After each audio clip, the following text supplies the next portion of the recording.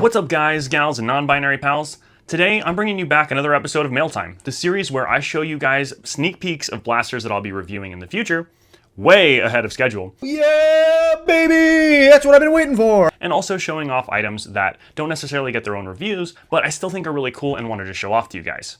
Most of which I've gotten very recently or for a specific purpose, like a tournament or a specific build that's coming up. On this episode, we've got about 10 to 12 items, including blasters, so let's just jump right into it.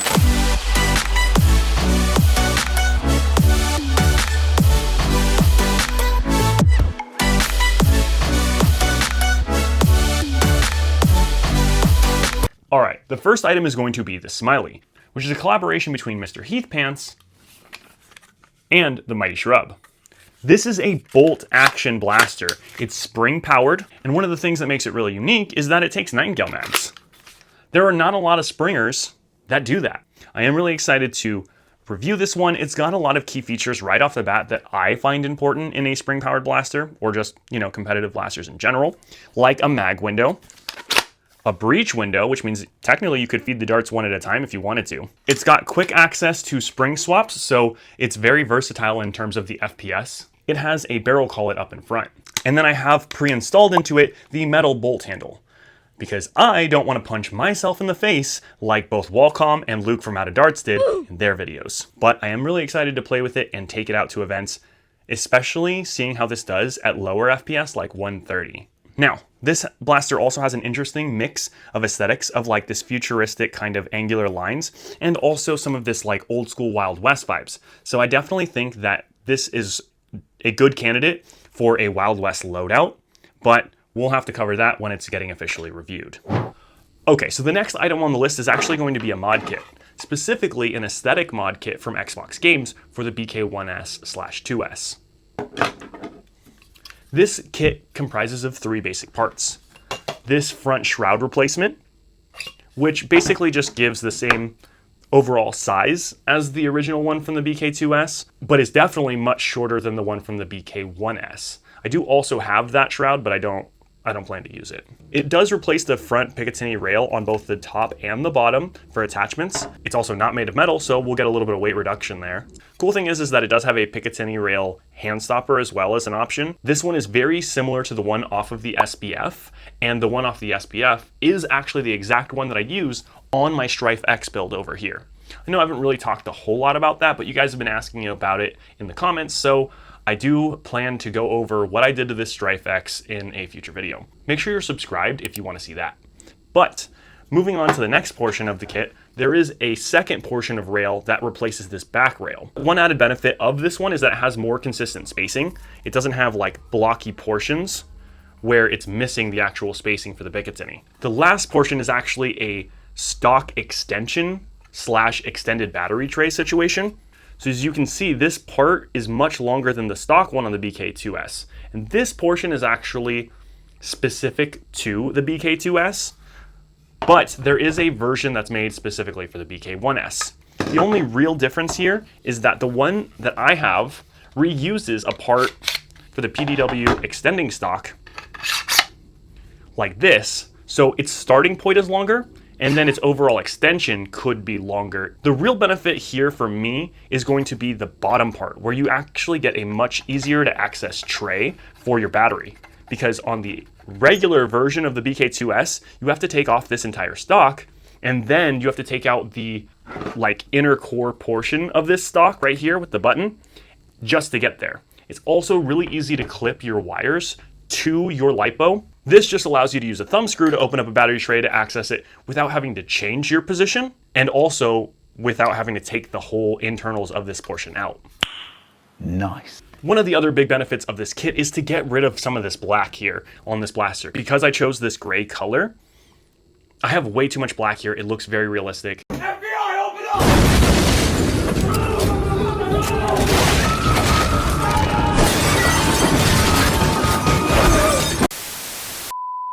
Which is kind of why you never see me bringing it out or really talking about it all that much. Now I do plan to either paint this blaster, and if so, the gray will actually be perfect for a neutral base to paint on top of, or I'll be using a vinyl that I actually got from Singapore to cover up the gray. In which case, I'm glad I didn't get yellow, because the parts where that vinyl doesn't cover would stick through and be, well, bright yellow. But now you can get the translucent orange one, and if I could do it all over again, I would definitely be getting that one. But I'm glad that I didn't, because you can't get this stock with that one. Anyway. Okay, so this right here is the Anker Solix C3000. What this is basically a souped up power bank. You know, something like this. A brick to provide power to different devices where you don't have it. This one has a huge capacity, smart functionalities, and a bunch of different plugs. It also has a ton of power delivery. Most small devices take only about 10 watts, and then larger items like laptops, anything from 60 to 140 watts is pretty standard these days. This can provide 140 watts through 2 of these USB-C ports, plus an additional 15 watts through this third USB-C port. It's also got a USB-A port. What appears to be an XT60, though I'm not 100% that it is. This is probably for solar, not for charging LiPos. That being said, if I wanted to charge a LiPo using my LiPo charger, I can do so on the field using any one of these 3 wall plugs. These provide up to 300 watts. And for my travel charger, I can actually use one of these USB-Cs into it, because it only requires 60 watts. And then also there's up here a light bar. Yeah, this is like an actual camping light too. 1, 2, 3 different brightnesses. I don't know if you can see the difference between them on camera, but there is a significant difference in person. It's not crazy bright, but it's better than nothing, which makes this great for a blackout. It also does have a charging port here on the side, and there's also this cable to charge it. If I remember correctly, it takes maybe 1 to 2 hours to charge this thing completely. And its capacity, I believe, is somewhere around 288 kilowatt hours, which I'm not sure what the conversion to milliamp hours is, which is the most common way that we see batteries rated for these smaller batteries. But what I can say for sure is that this can charge my laptop about 6 times. And so what the purpose of this is for me and this channel is I'm going to be doing California Foam Soft Tournament this coming weekend. This video is filmed partially before and after, so if I have some footage of how I used it, then I'll put it here in this video. This is going to run a multi-camera setup. I'm talking 5 angles, including a drone, and this is going to keep drone batteries topped off, this is going to keep camera batteries topped off, this is going to keep my personal head cam charged in an area where we don't have any additional power. I'm super excited for this project, and this is going to be probably one of the most ambitious edits I've ever done. If you want to see a trailer of what that might look like, then I did put one in the Shorts tab. I'll link it down in the description. But basically, I did do a trailer for it coming up using the angles we captured last year. Last year, I actually had a power failure, which made it so that I didn't capture all of the angles that we were intending to, including the 2 main A cams. But this year, I'm coming prepared. Now, this channel is not sponsored by Anker in any way, shape, or form, but I do use a lot of Anker's products, including cables or external chargers. So, if anybody from Anker is watching this, feel free to hit me up, and I will definitely be interested in working with you guys in the future. Okay, so the next item is actually 2 items. It's a set of Sling Loops by Worker.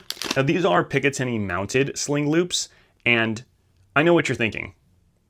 Why do I need Sling Loops? My blaster already has multiple Sling Loops. I've got ones here, I've got ones here. Well, there's a couple reasons. One, a blaster like this does come with Sling Loops, but it may not be in the most opportune place.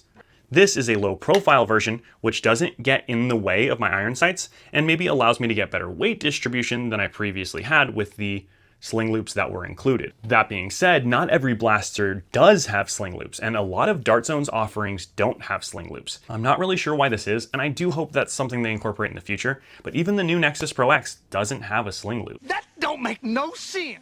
Another cool usage of this would be for something like blaster charms. So you can hang little charms and stuff off of your blaster, and just a cool little decoration. I do know of a couple companies / creators that make little charms for your blaster specifically, but you could also hang like a cool small little keychain. I don't necessarily plan to use these in the setting of like a tournament. However, I could leave these on my tournament blaster, and then in between rounds, I could be dart sweeping, doing other stuff. I can have that on me instead of setting it in the dirt or somewhere and forgetting about it.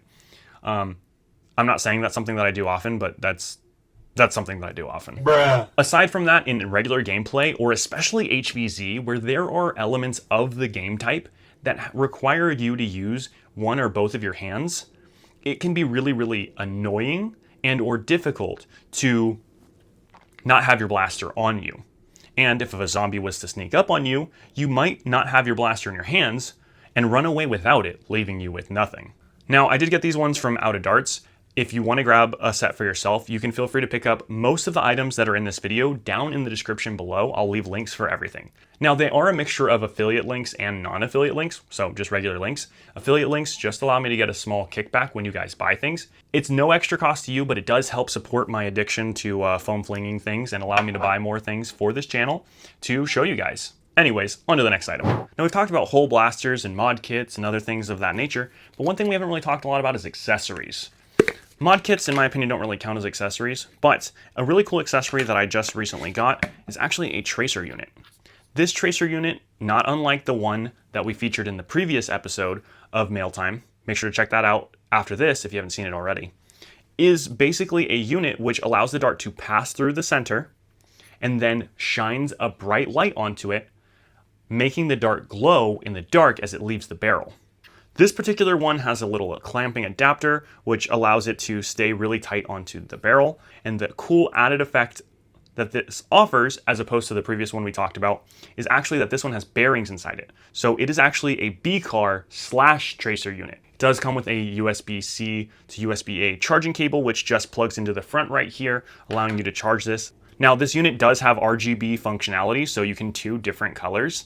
But you can also just do a standard white flash or a yellow flash. Now, tracer units are something that we see in airsoft, but we don't really have a lot of in the Nerf space. So it's cool to see this one. I mentioned on my previous video about another option that used to be very similar to this, but that option I don't see anymore from T238.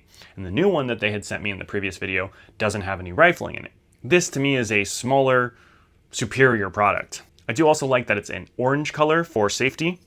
It does come with a cool little Dart Bros sticker, which I thought their logo is really funny. Just a small, cool company, just doing interesting things. Okay, the next item or set of items is actually a care package I got from Ghost. A few new items and a restock of an old item.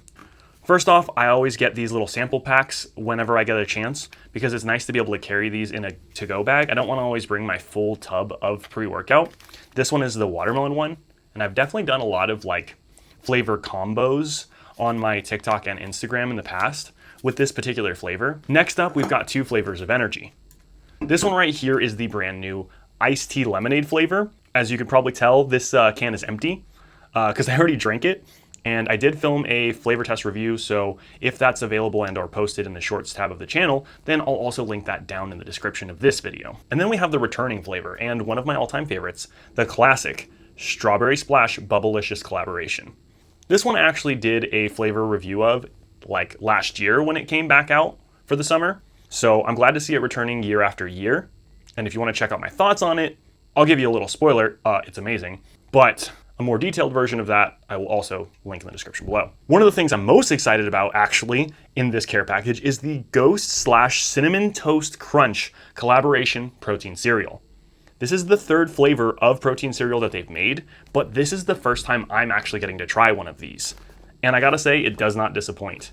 I actually have been snacking on it as a dry snack, opening it up and just kind of eating bits here and there. And then of course, to coincide with the launch of this product, Ghost actually did a collaboration with the Crunch Cup.